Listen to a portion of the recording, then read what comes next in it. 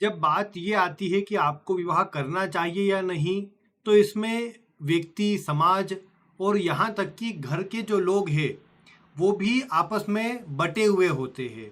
इस केस में तो मैं ये भी कहूँगा कि मैंने बहुत से ज्योतिषियों के मत में भी बड़े बड़े अंतर देखे हैं। कुछ का कहना है कि सभी को विवाह करना ही चाहिए, तो कुछ आपको कहते नजर आएंगे कि विवाह आपके लिए बना ही नहीं है, या आप विवाह के लिए बने ही नहीं हैं। इत्यादि बातें आपको बताई जाएंगी। मैं इस विषय में क्या सोचता हूँ और कुंडली में ऐसी कौन सी ग्रह अवस्था होती है जिसमें आपको विवाह नहीं करना चाहिए, आज की जानकारी आपके लिए इसी विषय से जुड़ी हुई है। आज के समय पर एक बड़ी मात्रा में देखा जाए तो बहुत से लड़का हो या लड़की विवाह नहीं करना चाहते हैं। अब उसके बहुत से कारण हो सकते हैं कि उन्होंने अपने माता पिता को देखा है, उनका जीवन कोई बहुत अच्छा नहीं रहा, या आज के समय पर जो लिव इन वाली जो स्थितियां है कि उसके अंदर एक दूसरे के साथ में नॉर्मल विवाह जैसे जीवन को जी रहे हैं और दोनों के साथ में बंधन में बंधने वाली स्थिति में खुद को लाना नहीं चाहते, फ्री होकर काम करना चाहते हैं। तो वो वाली जो स्थिति है वो भी आप बोल सकते हैं। और ये स्थिति धीरे धीरे और अधिक बढ़ते जाएंगी। ये बात कम होने वाली नहीं है कि आप देखिए कि विवाह हर कोई व्यक्ति करने लग जाए, और अधिक समय बीतने के साथ में विवाह करने से जुड़ी जो इच्छाएं हैं वो समाप्त होती आपको नजर आएंगी समाज में से। तो इसके कौन से ग्रह योग ऐसे बनते हैं जिसमें ऐसी स्थितियां बनती है, और ऐसी कौन सी स्थितियां होती है जिनमें विवाह करने से बचना चाहिए, आज मैं यही आपको उदाहरण कुंडलियों के माध्यम से बताने वाला हूँ। उसके लिए कुछ उदाहरण कुंडली में सामने लेकर के भी आया हूँ। आप बस वीडियो को ध्यानपूर्वक देखते रहे, जिससे आपको सभी जानकारी समझने में आसानी रहे और आप एक अच्छे तरीके से सभी चीज़ों को समझ करके अपने जीवन में लागू कर सके। अब आइए बिना किसी विलंब के मैं आपको सीधे वीडियो की ओर लेकर चलता हूँ, और सबसे पहले इस जो उदाहरण कुंडली आपको सामने दिख रही है इसी से प्रारंभ करता हूँ। उससे पहले आपको चूंकि थोड़ा सा साफ सुथरा नजर आए, उसके लिए मैं कोशिश करता हूँ कि आपको सही से बता सकूँ। तो यहाँ उदाहरण कुंडली में आप देख पा रहे हैं, एक और है D1 कुंडली यानी जन्म कुंडली, और दूसरी ओर है नवमांश कुंडली। अब एक बात यहाँ पर निकल के आती है कि लग्न को ज़्यादा ध्यान दे या नवमांश को। मैं कहूँगा कि दोनों में स्थितियों को देखना बहुत जरूरी है। आप ऐसा नहीं बोल सकते कि किसी एक ही के प्रभाव से सारा प्रभाव जीवन में आएगा, लेकिन हाँ, जहाँ लग्न कुंडली बीज को दर्शाने का काम करेंगी तो वहीं नवमांश कुंडली उसके फल को तो अवश्य दर्शाएंगी।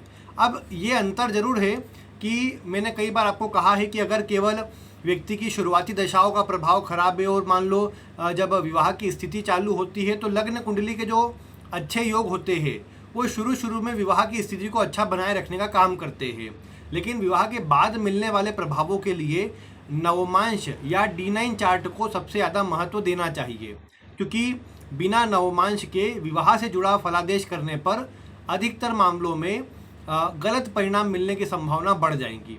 लग्न कुंडली से भी नेगेटिव योग आपको नजर आएंगे, लेकिन नवमांश से आपको पुष्टि कर लेना चाहिए। अब ज़्यादा इधर उधर की बातें ना करते हुए सीधे मैं आपको उदाहरण की ओर लेकर चलता हूँ। और पहली कुंडली, ये जो कुंडली है ये वैसे मैं जहाँ पढ़ाई करता था वहीं पर जो टीचर थे उनके भाई की है। अब ये जब आए थे तो मैंने उनको साफ कहा था कि विवाह के योग इस कुंडली में अच्छे नहीं है। कारण क्या है मैं आपको बताता हूँ, लेकिन मैंने ये कहा कि विवाह के योग इस कुंडली में अच्छे नहीं है, एक ब्लेसिंग नहीं है विवाह को लेकर के, और इसमें आगे बढ़ना मतलब परेशानी का ही प्रभाव रहेगा। 85 का इनका जन्म है, तो ऐसी स्थिति में मैंने ये कहा कि विवाह के लिए नहीं आगे बढ़ा जाए तो अधिक अच्छा रहेगा, क्योंकि यहाँ पर समस्या के योग ज़्यादा है। अब इसका कारण समझ लीजिए। सबसे पहले तो गुरु ग्रह, देखो मैं समझता हूँ कि भले कुंडली कोई सी भी हो आपकी, लेकिन गुरु और शुक्र विवाह या वैवाहिक जीवन के लिए दो सबसे महत्वपूर्ण ग्रह अगर कोई है तो गुरु और शुक्र है। अगर किसी कुंडली में इनकी स्थिति खराब हो जाए तो फिर समझना चाहिए कि ब्लेसिंग नहीं है व्यक्ति के जीवन में, और विवाह से जुड़े प्रभावों के लिए भी इन ग्रहों को खराब कहा जा सकता है। मैंने आपको एक सूत्र बताया था, छठे, आठवें या 12वें भाव में गुरु और शुक्र दोनों बैठ जाए तो ये स्थिति इस बात को दर्शाती है कि आपके जीवन में आप जो भी प्रभाव मतलब लेंगे विवाह से जुड़े उनमें नेगेटिविटी मिलेंगी। मैंने आपको जो सीधी बात कही थी उसमें ये कहा था कि त्रिक भावों में गुरु और शुक्र का बैठा होना इस बात को दर्शाता है कि या तो विवाह होगा नहीं और हो जाए तो टिकेगा नहीं। अब इसमें कुछ स्थितियों में विवाह टिकता भी है, ऐसी बात नहीं है, लेकिन बहुत समस्याओं के साथ में, या वहाँ पर संतान में समस्या रहती है या अन्य किसी प्रकार की समस्या रहती है जो परेशान करती ही है। तो ये एक दिक्कत यहाँ पर रहती है। अब यहाँ गुरु नीच राशि में है, शनि की दृष्टि में है, मंगल की 8वीं दृष्टि में है, मतलब कोई शुभ प्रभाव नहीं। शुक्र की बात की जाए तो शुक्र राहु के साथ में मेष राशि में जहाँ कमजोर होता है, दशम भाव में जहाँ कमजोर होता है, तो इसलिए सभी स्थिति में लग्न कुंडली में तो शुक्र और गुरु की ब्लेसिंग नहीं आई, आपने देखा खराब प्रभाव है। नवमांश में आप गए, सप्तम का स्वामी ही नीच राशि में हो गया। यहाँ पर गुरु जरूर उच्च का है लेकिन शनि के साथ में है। अब मेन बात क्या है यहाँ पर कि सप्तम का स्वामी जो बना है यहाँ पर वो नीच राशि में है, किसी प्रकार से उसका मजबूती से नीच भंग नहीं हो रहा। आप कहेंगे कि नहीं, लग्न का स्वामी उच्च का है तो अच्छा प्रभाव मिलना चाहिए, लेकिन चंद्रमा की राशि में गुरु उच्च का है और चंद्रमा यहाँ पर नीच राशि में है और राहु के साथ में भी है, तो धोखा छल परेशानी वाला ही प्रभाव यहाँ तो बढ़ता है। अब मैं अगर आपको बताऊँ तो मैंने तो यही कहा था 2022 में आए थे कि विवाह ना करिए, ज़्यादा अच्छा है, क्योंकि यहाँ विवाह के योग अच्छे नहीं है, परेशानी की स्थितियाँ है। अब उतना कहने के बाद तब तो हो गई बात पूरी। उसके लगभग 1 से सवा साल बाद एक रिश्ता आया, इन्होंने सोचा कि कर लेते हैं। लड़की का पहला विवाह खराब हो चुका था, इन्होंने सोचा चलो यहाँ भले हो नहीं रही तो कैसे भी कर लेते हैं। इन्होंने विवाह किया।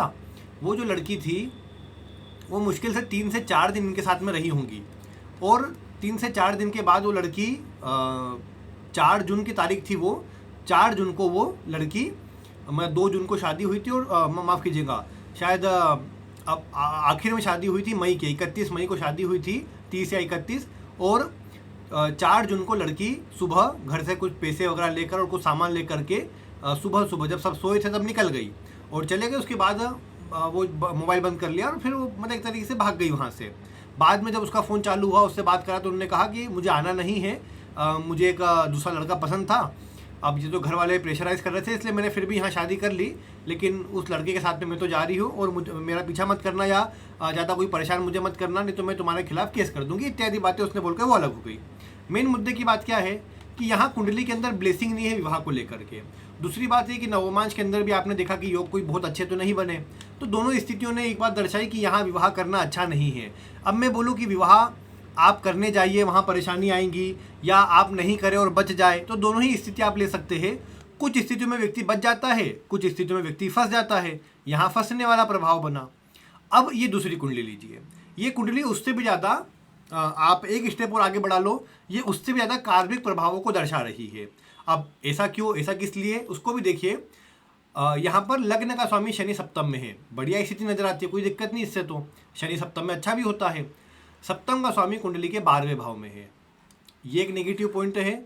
इस पर मंगल की दृष्टि है, ये भी नेगेटिव है। शुक्र अष्टम में है, ये भी नेगेटिव है।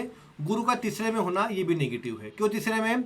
मैंने आपको बताया था ग्रहों के मरण करण स्थान, कि कहाँ पर जाकर के ग्रह खराब हो जाते हैं, तो गुरु का तीसरे भाव में होना मरण करण स्थान वाला होता है। तो ये गुरु तो यहाँ पर अपने शुभ प्रभाव नहीं दे पाते। ऐसा व्यक्ति ना दूसरों की सुनता है, ना मतलब किसी की बात मान के काम करता है। चलिए वो कोई बात नहीं, अगली को देखते हम, नवमांश कुंडली को देखते हैं। नवमांश में भी अगेन वही योग, सप्तम का स्वामी कुंडली के 12वें भाव में और चंद्रमा केतु के साथ में भी है।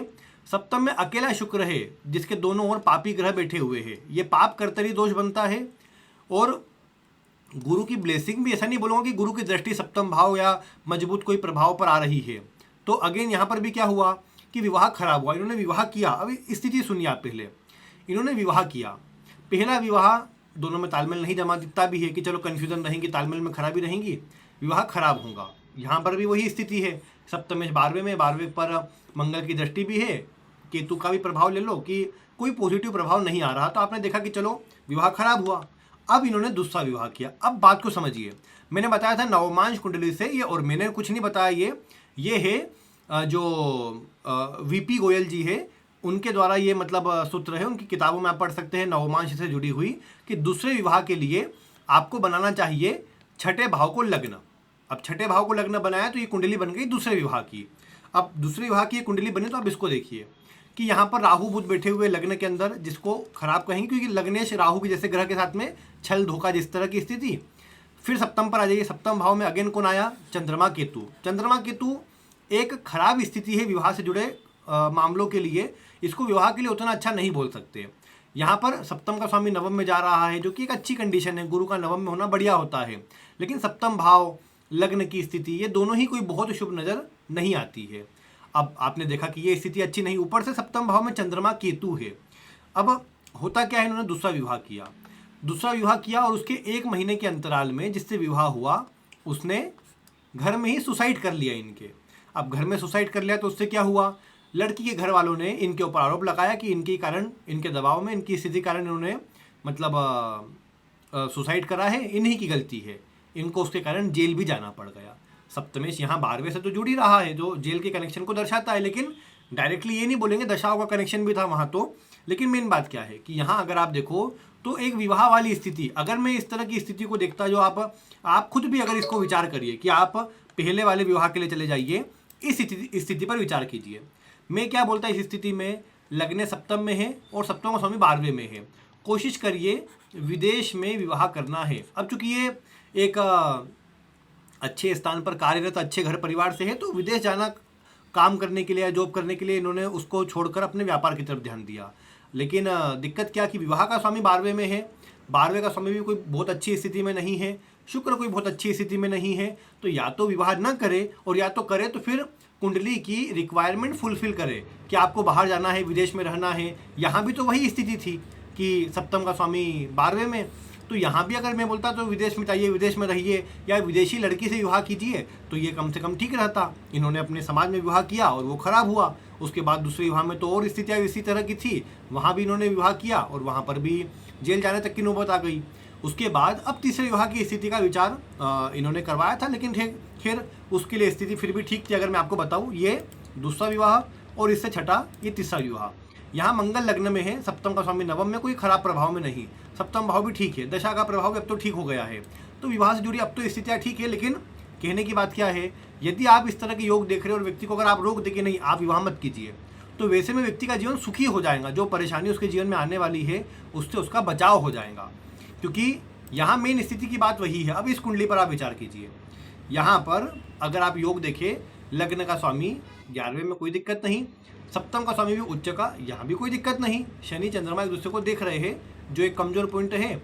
शुक्र केतु यहाँ साथ में, जो एक खराब योगी विवाह से जुड़े मामलों के लिए, और गुरु क्यों लिया मैंने, क्योंकि गुरु मेनली ब्लेसिंग के लिए। अब गुरु कुंभ राशि में उतना अच्छा नहीं, देखो ये भी एक प्रकार का, मतलब मैं बोलूँगा कि झूठी अफवाही समझ लीजिए इसको भी, कि ऐसा बोला जाता है कि गुरु जो है कुंभ राशि के अंदर उच्च के समान प्रभाव देते हैं। ये राशि के स्वामी में राहु को लिया गया है और शनि को लिया, शनि तो है ही, लेकिन राहु को भी इसमें जोड़ा गया है। क्यों? क्योंकि इसमें छल वाला, चीटिंग वाला प्रभाव है। अब गुरु जैसा ग्रह चीटिंग वाली जगह पर जाकर के प्रसन्न होगा, सवाल ही नहीं उठता है।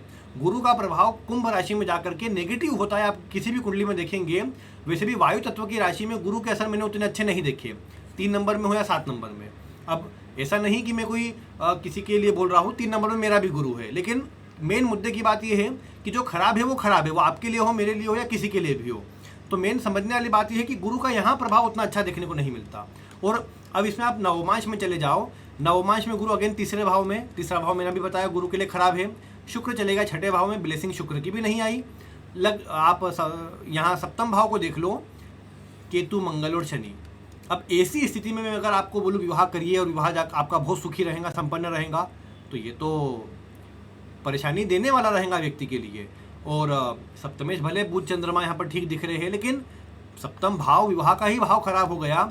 तो ऐसे में मैं बोलूँ कि विवाह आप या तो एकदम ऐसा विवाह देखिए जिसमें ये सारे योग कैंसिल आउट होते हो किसी कुंडली में, और ऐसा नहीं है कि नहीं होती ऐसी कुंडलियाँ होती है, लेकिन मैं बोलूँ ऐसी रेयर कुंडली मिल जाना वो बहुत मुश्किल है। जैसे एक बात समझिए, एक मैंने आपको सबसे बहुत पुराने समय पर एक उदाहरण दिया था कुंडली का, कि एक व्यक्ति मतलब एक लड़की आई और उसने एक मतलब कुंडली बताई कि एक विवाह, मतलब विवाह से जुड़े क्या योग है।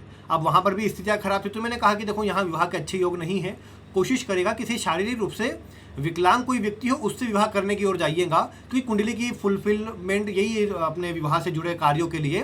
क्योंकि अगर अभी से 3-4 साल पहले तक भी इतना कोई ट्रेंड नहीं था कि विवाह नहीं ही करना है, तब तक भी लोग मतलब विवाह को लेकर के नहीं वाला पक्ष उतना नहीं था जो अब ज़्यादा सुनने को मिलता है। तो और वही मेट्रो सिटी की तरफ जाओगे तो वहाँ पर तो पूरी तरह यही मिलता है कि अब विवाह नहीं करना है। लेकिन वो लड़की ने कहा और मैंने कहा ऐसा कोई रिश्ता देखिए। अब उन्होंने एक लड़का देखा, क्योंकि शुक्र पीड़ित था तो मैंने बोला शुक्र से जुड़ा, मतलब या तो उसके चेहरे पर कोई दाग हो या आंखें नहीं हो, क्योंकि शुक्र आंखों को दर्शाता है, आंखों की सुंदरता के लिए, चेहरे की सुंदरता के लिए शुक्र होता है। तो मैंने आंखें ना हो या ऐसी कोई दिक्कत होना चाहिए। उन्होंने तुरंत एक दूसरे लड़के की कुंडली बताई, बोले मैं लड़के से प्यार करती हूँ, इसकी एक आंख नहीं है। घर वाले तैयार नहीं हो रहे। मैंने बोला कोई दिक्कत नहीं, आप ले आओ, मैं बताता हूँ कुंडली में योग यही है कि आपका विवाह सुखी तभी रहेगा जब आप किसी ऐसी जगह विवाह करो जो शारीरिक रूप से विकलांग हो, और मेनली या तो शुक्र की दिक्कत हो। मैंने शुक्र में सीधे मैं ये कहूँ कि नहीं, गुप्तांगों में समस्या हो तो एक वैसी स्थिति में विवाह के लिए कोई ज़्यादा आगे बढ़ने का सोचे नहीं। लेकिन चूंकि शुक्र आंखों को भी दर्शाता है तो मैं बोला आंखों में दिक्कत हो सकती है, वैसा कोई लड़का देखो, और सेम वैसा उनको पसंद भी है। और वहाँ पर क्या हुआ, विवाह हुआ, आज 4-5 वर्ष होने आए, स्थिति बहुत बढ़िया है, संतान भी है, कोई दिक्कत नहीं वहाँ पर।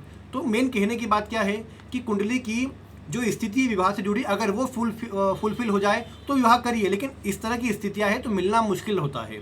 अब यहाँ कन्या राशि, कार्मिक राशि मैंने पिछली वीडियो में बताया था, ऊपर से केतु भी, मंगल भी, शनि भी, 3 ऐसे ग्रह जो खराब करते हैं, तो ये तो विवाह से जुड़ा कोई अच्छा प्रभाव दर्शाने वाली स्थिति नहीं बनी। अब यहाँ इन्होंने तो क्या किया, इनका मतलब जन्म 86 का है और इन्होंने आज तक भी विवाह नहीं किया, तो ये तो इनके मतलब एक बात समझ लो ना कि इनको बचाने वाली स्थिति हो गई या फिर ये बच गए उन परेशानियों से। और मैंने भी जब देख के कहा तो मैंने या तो विवाह हुआ नहीं है या आपने किया है लेकिन आप परेशान हैं। उन्होंने बोला मैंने नहीं किया है और मैं सुखी हूँ इससे, तो वही बात इस कुंडली में है। अब एक और ये कुंडली देखो, ये कोई ज़्यादा अधिक उम्र की लड़की नहीं है, केवल 26 वर्ष की लड़की है।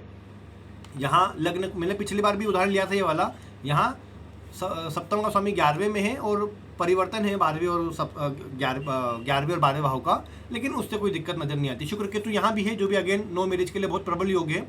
लेकिन अगर हम यहाँ नवमांश में बढ़े, सप्तम का स्वामी नीच का, सप्तम लग्नेश गुरु, तीसरे भाव में खराब, और सप्तम भाव में मंगल शनि और राहु, मतलब ये भी स्थिति खराब हो गई। यहाँ एक नहीं 3 पॉइंट खराब हो गए, लग्न, सप्तम और सप्तम भाव। तो लग्न का स्वामी, सप्तम का स्वामी और सप्तम भाव तीनों, और लग्न का भाव भी खराब समझिए इसको बुध केतु के कारण। शुक्र भी मकर राशि के अंदर लेकिन कोई सपोर्ट नहीं, और फिर यहाँ पे अगर गुरु की स्थिति देखे तो कोई बहुत बढ़िया नहीं। तो ऐसी स्थिति में अगर आप ये बोले कि विवाह हो जाएगा, विवाह अच्छा रहेगा, तो ये जनरली देखने को नहीं मिलता है। और इस तरह की स्थिति में बचाव करना अच्छा है। तो इस कुंडली में भी मैंने तो यही कहा है कि विवाह ना करना ही अच्छा रहेगा। आप क्या बताना चाहते हैं इस कुंडली में? क्या आप ये बोलते कि विवाह करिए, या आप भी यही बोलते कि विवाह नहीं करे तो ही अच्छा है? ये मैं आपके ऊपर छोड़ता हूँ। लेकिन कुंडली की आप अगर बात का विचार करेंगे तो सभी यही स्थिति दर्शाती है कि विवाह इस तरह की स्थितियों में करना उतना शुभ नहीं रहता है। अब बाकी मैं आपके लिए छोड़ता हूँ। आप अगर कुछ इस वीडियो से समझ पाए हो कि हर एक व्यक्ति के लिए विवाह नहीं बचा है, मैंने 4 उदाहरण कुंडलियाँ ली, इस एक में विवाह लगातार टूटते रहे, खराब होते रहे, एक में आपने देखा कि मतलब 2 में स्थितियाँ विवाह नहीं करने की थी, एक में भी विवाह खराब हुआ, वो स्थिति मैंने आपको बताई। तो अब आप विचार कीजिए कि कौन सी स्थितियाँ ऐसी होती है जिनमें विवाह करना अच्छा नहीं रहता। और मैंने आपको नवमांश, लग्न दोनों के प्रभाव से केवल सामान्य, यहाँ पर तो जब विवाह ऐसी स्थिति का बोल रहा हूँ ना मैं, विवाह मत करिए, तो मतलब मेजर योग मिलने चाहिए जैसे इन 4 कुंडलियों में मिले। कोई ऐसे लोकल योग नहीं मिले कि जिसमें आपने बोला कि नहीं ये तो धक जाएगा, ये तो चल जाएगा, उपाय हो जाएगा, वैसे योग नहीं मिले। और एक बात और, जो एक अंत में नवमांश को मैं समराइज कर दूं कि नवमांश कुंडली, अब जैसे पिछली एक वीडियो मैंने दी कि लग्न और नवमांश, तो बहुत से बोले कि इसमें तो विरोधाभास हो जाएगा, कि सब बोलते हैं नवमांश को देखो। अब मैं भी नवमांश को देखने को मना नहीं करता हूँ आपको, लेकिन नवमांश को आप ठीक नहीं कर सकते। मतलब आपको मैं बोलूँ नवमांश को ठीक करना है तो बहुत सालों में ठीक होगा वो, ऐसा नहीं कि बिल्कुल नहीं हो कर सकते। लेकिन नवमांश कुंडली जैसे मान लो सप्तम भाव में यहाँ मंगल शनि राहु है, अब इसको ठीक करना है तो लगभग कम से कम भी व्यक्ति को 8-10 साल अपने जीवन के लगाने पड़े, तब जाके नवमांश के ग्रह का अच्छे प्रभाव आते हैं, और वो भी बहुत ज़्यादा एकदम कार्मिक रेमेडिया करने के बाद जाकर प्रभाव नजर आते हैं। तो ऐसी स्थिति में ये बोलना कि नहीं आपको तो आसानी से नवमांश का प्रभाव मिल जाएगा, ये गलत होता है। इसीलिए मेन बात ये है कि लग्न कुंडली को सुधार लीजिए, नवमांश फल खराब अगर आता भी है तो कम से कम आपकी जर्नी अच्छी हो जाए। और इसीलिए अब मैं तो कम से कम मेष के प्रभाव का होकर के आपको इतना ही कहूँगा कि जर्नी पर कोशिश करिए, रिजल्ट क्या आता है वो बात की बात है। लेकिन जैसा आप गीता में कहा भी है कि आप अपने कर्म करिए, तो कर्म लग्न कुंडली बताती है, इसलिए अपनी जर्नी पर ध्यान दीजिए, अपने कर्मों पर ध्यान दीजिए। रिजल्ट ईश्वर की इच्छा, क्योंकि नवमांश आपके हाथों में नहीं है, रिजल्ट आपके हाथों में नहीं है, तो आप अपनी मेहनत से काम करते रहेंगे तो रिजल्ट ईश्वर दे देंगे। तो बस इतनी सी बात थी आज की वीडियो में। कोई प्रश्न हो तो वीडियो में कमेंट करें, ऐसी कोई कुंडली आपके पास हो तो आप वीडियो में कमेंट करें, मैं आगे उस पर भी आपको जानकारी देने का प्रयास करूंगा। बाकी आज की वीडियो में इतना ही। वीडियो देखने के लिए आपका बहुत बहुत धन्यवाद।